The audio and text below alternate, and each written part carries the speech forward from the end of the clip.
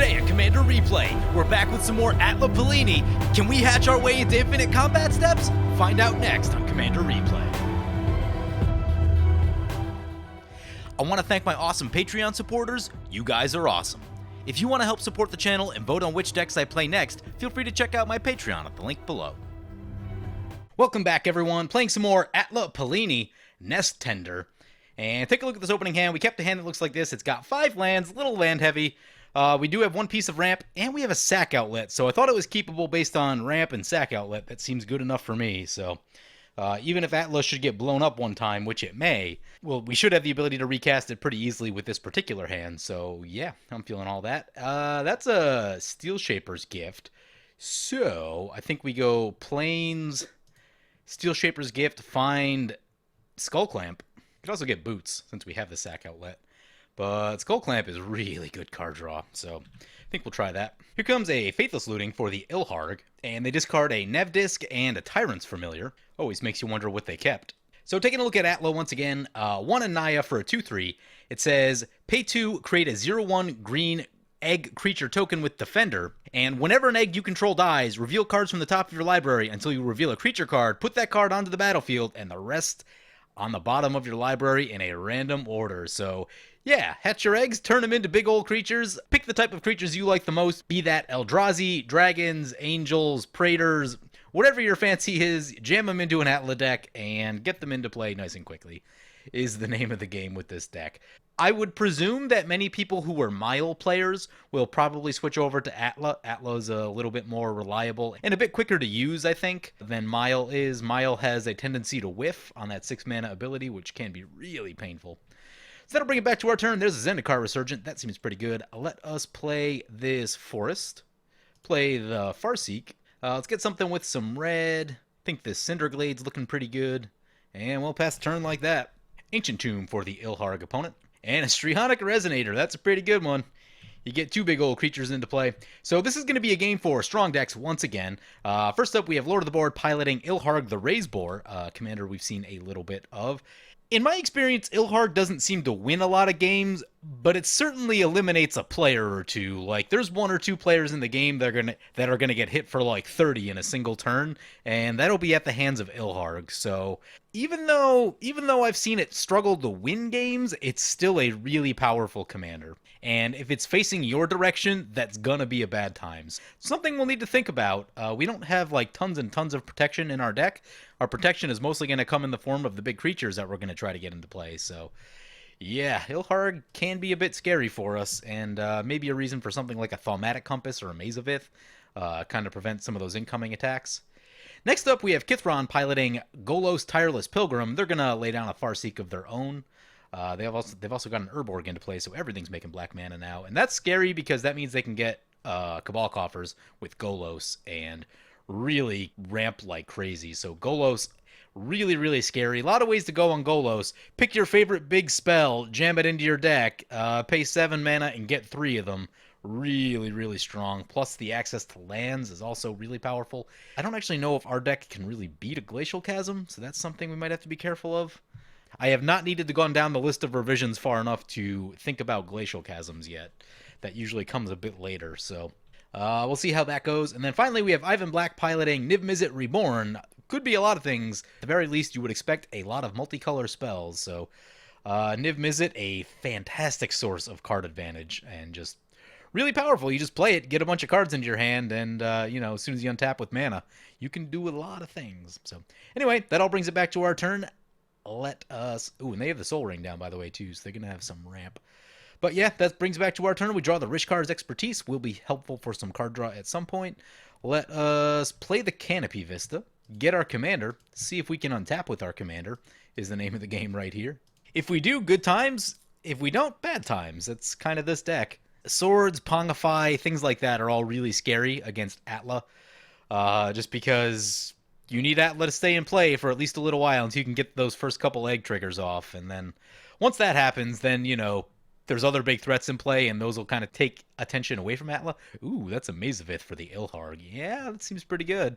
They tap it for mana, though. Gonna flash back the Faithless Looting. Sure. What do they discard? Discard 2 mountains? Yep. Austin from Commander 99 has a Niv Mizzet Reborn deck that's just like all single target removal.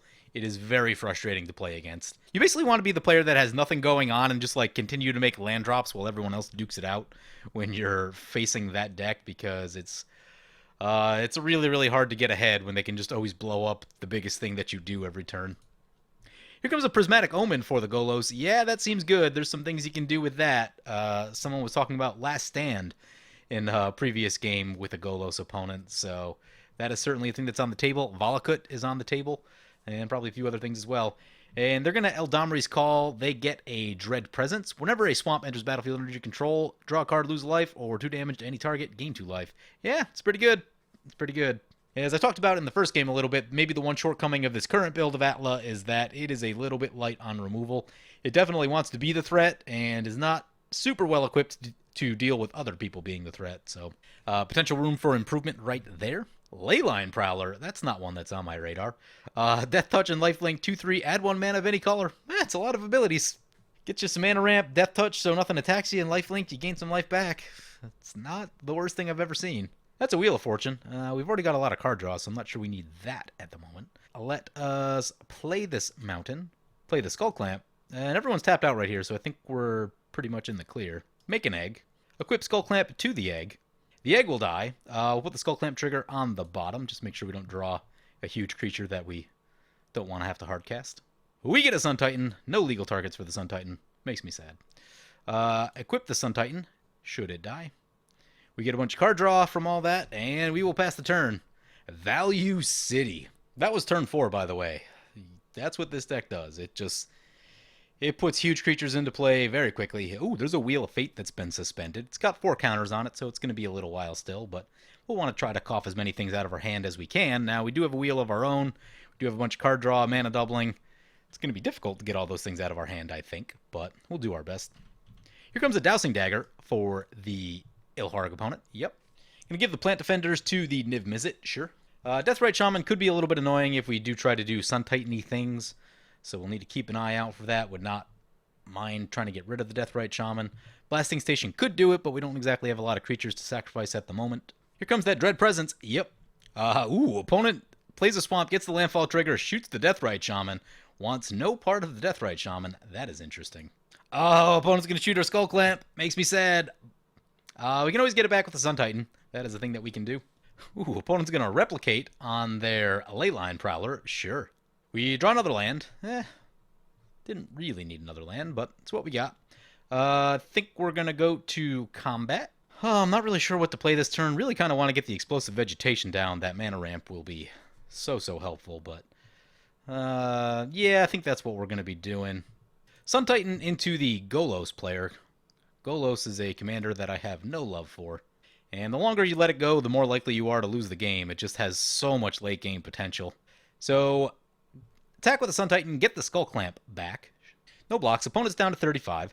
Let's make an egg, sacrifice an egg to the Skull Clamp. Skull Clamp on the bottom. Get a Giant Adaphage, it's back! Nice. We draw an Urabrask, oh my. Okay. Ooh, opponent's got an Emeria. We're going to want to keep that Ghost Quarter around, because we're going to need to blow up some lands over there. Let's play the Ghost Quarter. We have so many cards in hand. Like, I would love to equip the Skull Clamp, but I think we just Blasting Station right here to get it out of our hand. And that'll keep us out of exile, which will be really good, I think. And I guess we'll discard the Temple Garden. Wheel of Fate ticking down for our opponent. Here comes Ilharg into play. Does not appear to have haste.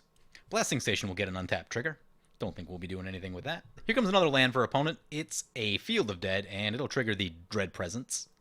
We're going to go with the card draw mode, sure. Ooh, here comes an Azusa. Yep, Azusa's pretty good. That'll create another Blasting Station trigger. Here comes another Dead Presence trigger. Potentially start shooting some stuff down now. Yep, gonna go after our commander. Alright, if that's how they want to play it. They're gonna crack Polluted Delta. Yep.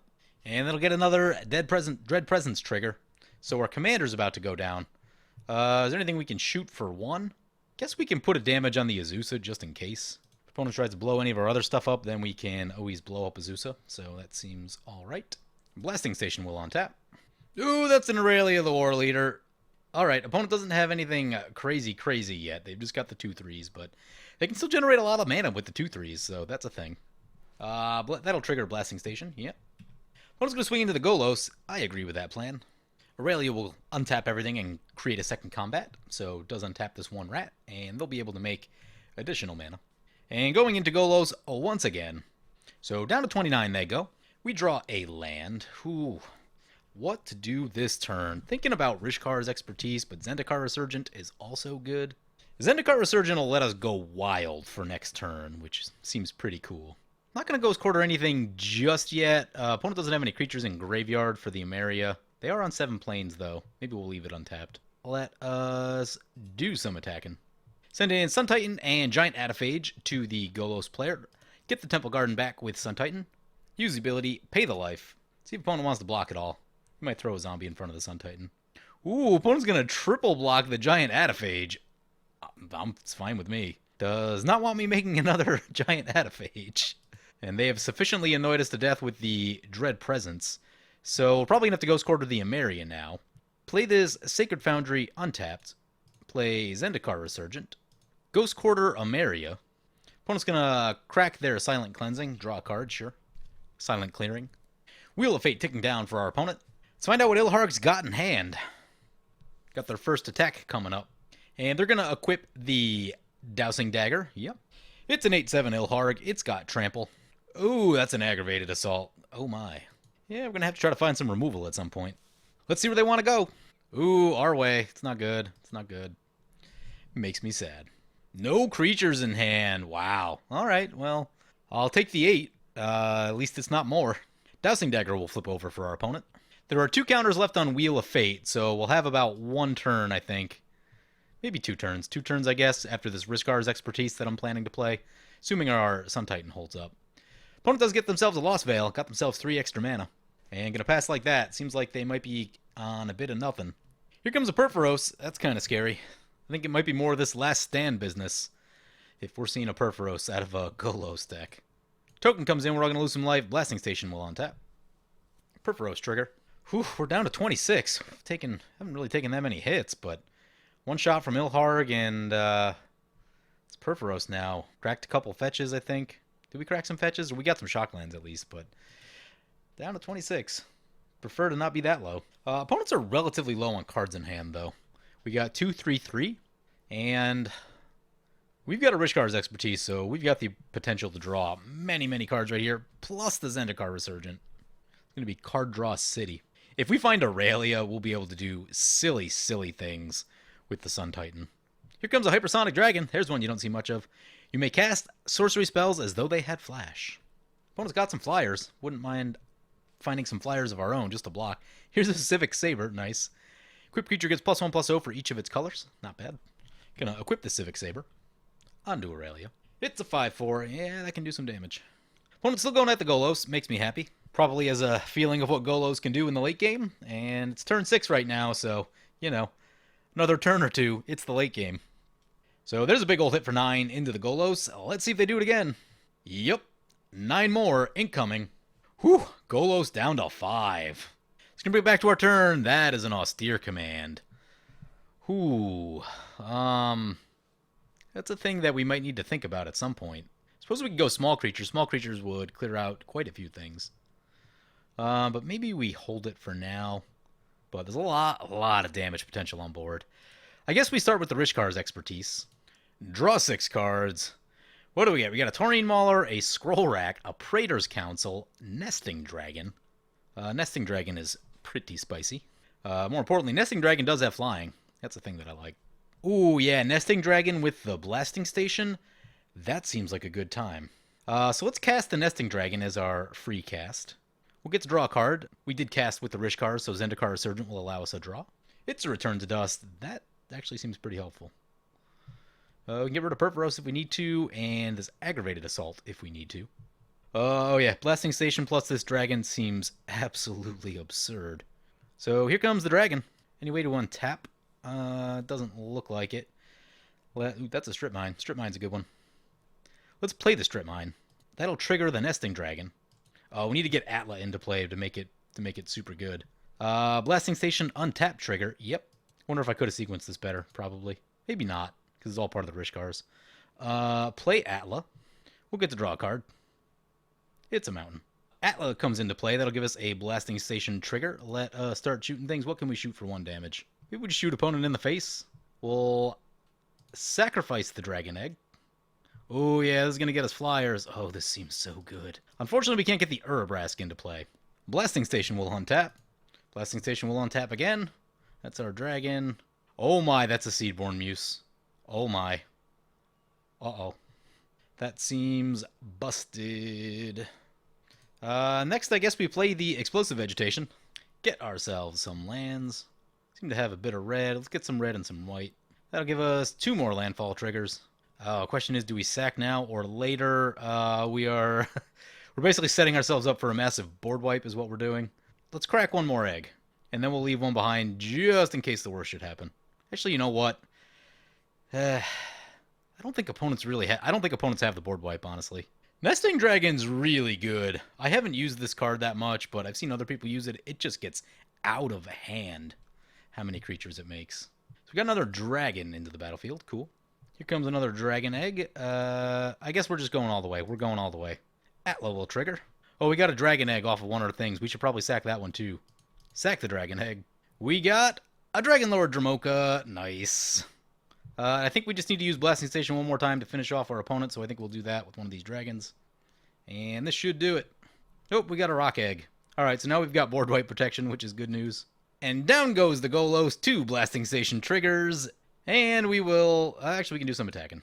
Mizzet is in the graveyard, but we can... Mizzet is out, but we can get a land into play. Seems pretty good. Sun Titan, get back, Ghost Quarter. Use the ability. Nesting Dragon will trigger. Blasting Station will trigger. Yeah, this deck is pretty ridiculous. Yep, opponent's going to Mizzet our Sun Titan, just as we expected. Think we'll pass like that. We'll leave the Ghost Quarter up in case we want to shoot some of opponent's lands. We'll need to discard down to hand size. We can pitch a couple lands right here. Let's pitch these basics.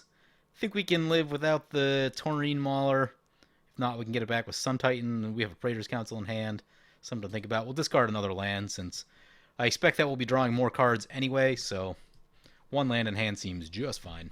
1 counter on the Wheel of Fate. We didn't do that much to empty out our hand. We just got more stuff, cast a bunch of things, and went absolutely wild. All of our stuff on taps, by the way. Seedborn Muse, such a broken card. So unbelievably OP. It's ban-worthy, in my opinion. Like, it just allows you to do so much more than your opponents. You need removal for Seedborn Muse.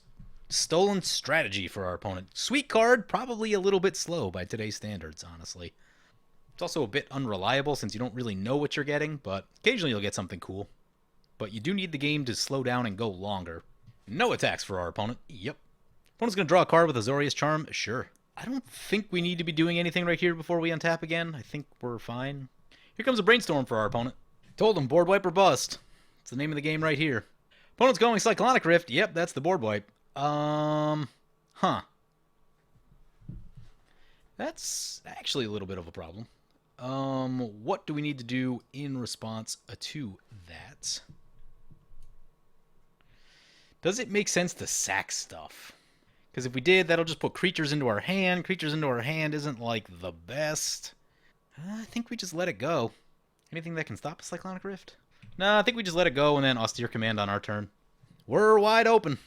Opponent coming in our way with both, and that'll untap all the creatures and get some extra mana out of those Nightmare Beasts, if they want to. So we go... So first hit, here comes the second hit. Opponent sending everything. Oh boy. Yep. No blocks. Down to 4. Ouch. Ouch, ouch, ouch. And Wheel of Fate. Ooh, Wheel of Fate's gonna... Wheel of Fate will be triggering soon. It's not amazing. It's not amazing. Alright, I see you, opponent. Don't have quite as much mana as I would have hoped. Let's... Yeah, I think just destroy all creatures right here. You know what we should do? We should scroll rack and protect a bunch of things from the wheel is what we should do. So here comes Austere Command on all creatures. Definitely get the scroll rack. Is there anything else we're planning to do? We'll need to use 1 on the scroll rack. Anything for like 2 mana? Not really. Could shoot a Soul Ring. Yeah, I think it's just going to be Strip Mine this Lost Veil. Play land, I think we forgot to do that. Yep, get the Myriad Landscape into play. Definitely going to have to discard some things to hand size. Wheel of Fortune, I don't think we need. Most of these cards are pretty ridiculous. I don't know that we'll have, like, time to necessarily get Zendikar Resurgent back. Don't need Wear Tear in this moment. Don't really need the card draw from Skull Clamp, I don't think. Blasting Station has been, like, MVP. Return to Dust we probably don't need either. I got a bunch to go still. Get rid of, I guess, Zendikar Resurgent. Yeah, we're going to need creatures into play. I just don't think we'll have the time to get Zendikar Resurgent back. I guess Seedborn Muse. Don't really have a lot of instant speed stuff, so I don't know if that one's going to work so well either. Egg, Blasting Station all seems pretty good. I think we're a ways off of Urabrask as well. So discard Urabrask. Here comes the Wheel of Fate. Opponent's going to cast the Wheel of Fate. We're going to activate the Scroll Rack. So Praetor's Council, Sun Titan, I mean everything. I think we're just putting everything.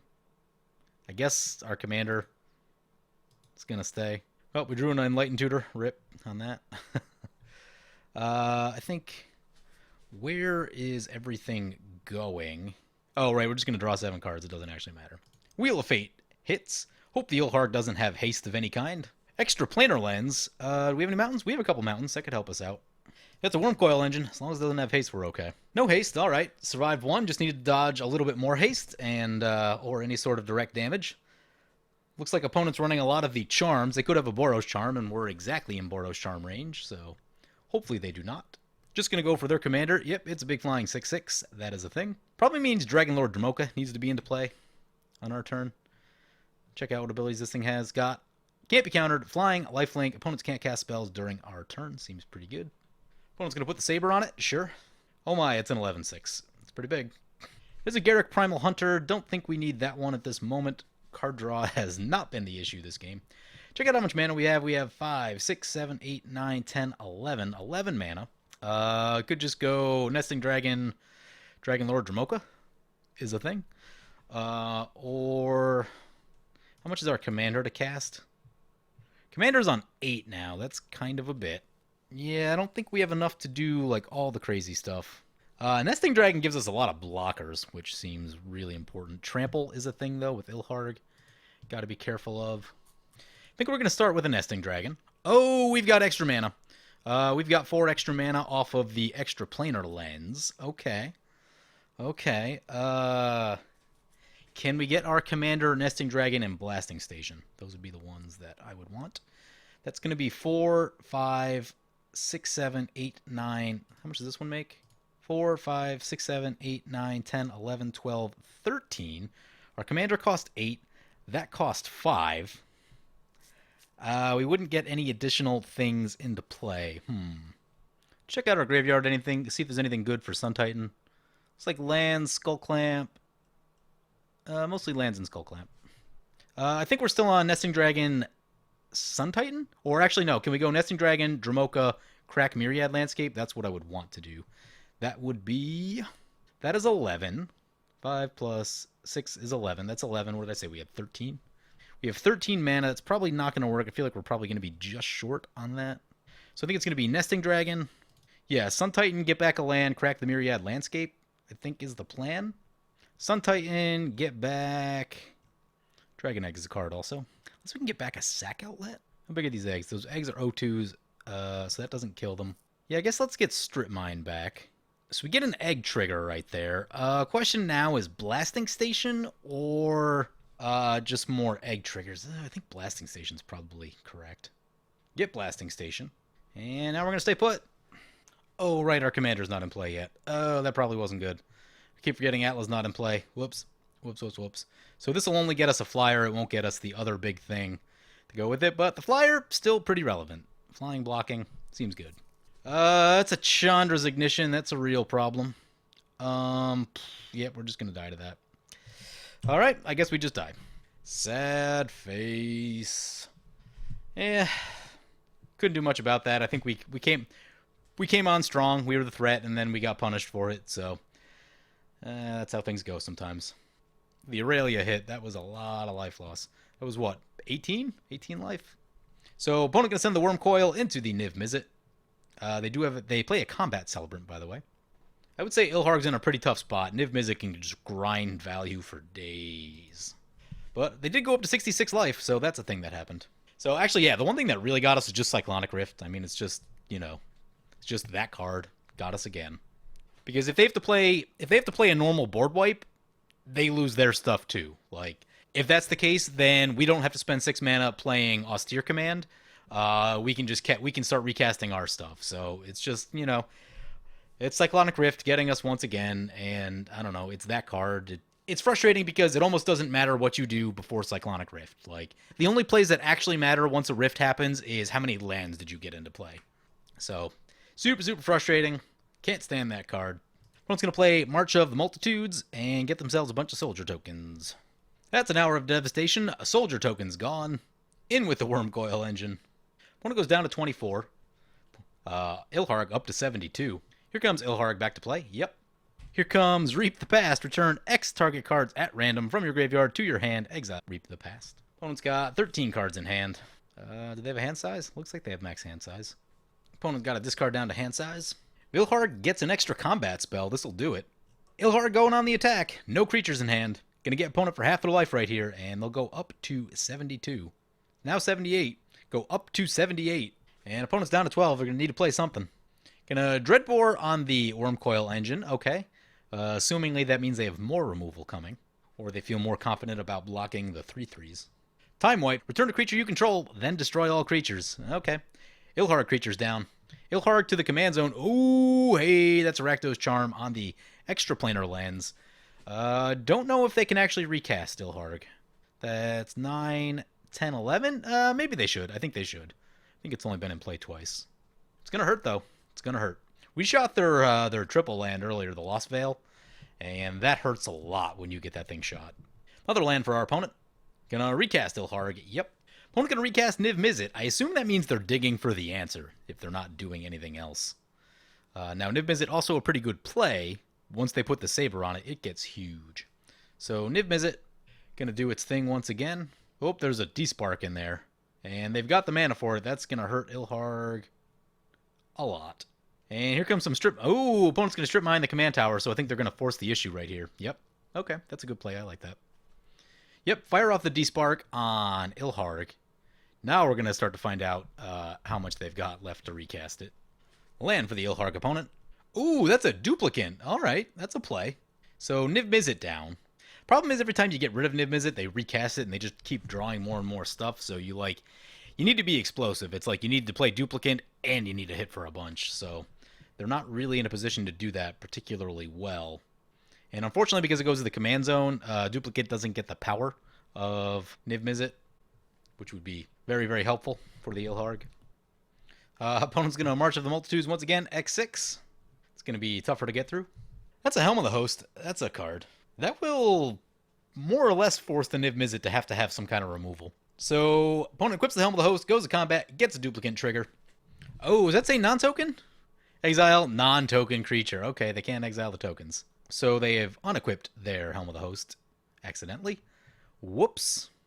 The play right there. Oh yeah, they can't even. They have to target their own duplicate with it. Oh, that is sad. That is sad. But the opponent can just recast Ilharg next turn and put the Helm on that, and they'll have multiple 6/6s with trample. This does give an answer to Niv Mizzet being recast, though. They recast Niv Mizzet. You just re-equip the duplicate and exile away. Here comes Tristani Discordant. Yep. Going to pump up those soldiers a bit. There are 2/2s now. That's actually pretty threatening. Won't take that long for those soldiers to chew through the 78 life. Opponent can block 1, and they will. Opponent's going to go to the end step, sure. Opponent has a Simic Charm in hand, I think. That could be a blowout. That's a Gauntlet of Power. That's helpful, because now they can get a ton of red mana. That is extremely helpful. Cast Ilharg, equip Ilharg. Seems like a play. Ooh, opponent's back up to 24 life. So Ilharg starting to have the bigger mountain to climb. Gonna re-equip the duplicate. Yep, here comes the Simic Charm.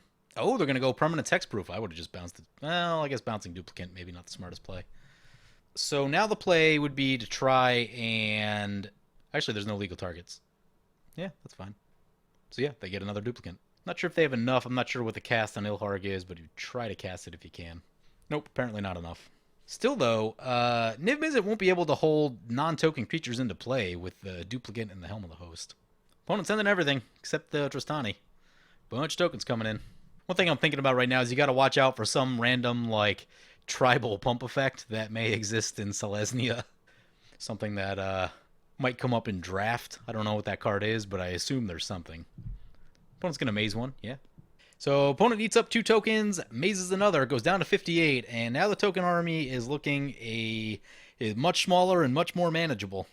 Ooh, Niv Mizzet doesn't play anything. That's weird. That's weird. Get ready for the blowouts. That's a Cage Sun. Opponent's got a lot of mana now. Here comes Ilharg back to play. Yup. Do they move the helm to it? Yes. Get an extra Ilharg. Opponent sends in all 3. Ilharg trigger, no cards in hand. Opponent goes down to 24. So Niv Mizzet needs to do something, otherwise they're going to have 3 Ilhargs knocking on their front door. And those all have trample. Explosion deals 7 damage to any target. Target player draws 7 cards.